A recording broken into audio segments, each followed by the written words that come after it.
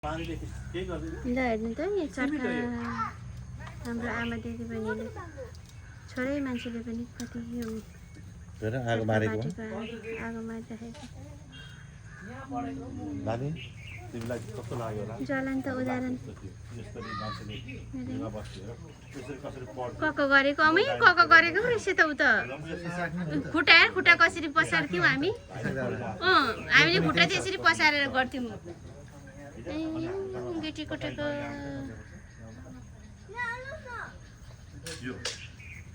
यो यसरी लाइन लागेर पानीको धारा यस्तो यस्तो कति बाटिन्थ्यो त्यो 1 महिना छुट्टी हुँदामा कति बाटिन्थ्यो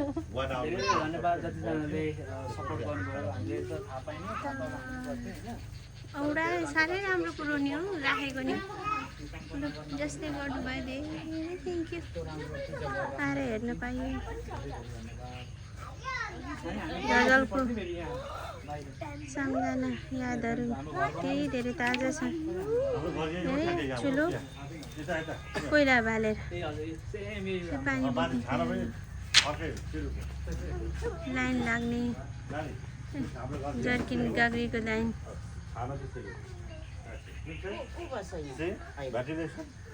ए यो यो घरै बनाएर बस्नु भएको छ कि लु यहाँ हेर्नु त स्टप सुरुमा हामीलाई स्टप दिएको थियो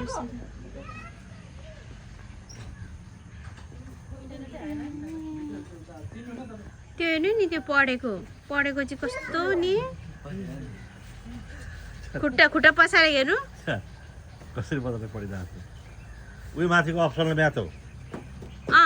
उयो माथिको सानो छ अप्सनल म्याथ मात्रै सानो हुन्थ्यो अनि अर्को इएचसी भन्ने इन्भाइरोमेन्ट एन्ड साइन्स एजुकेसन भन्ने थियो अलिक ठुलो थियो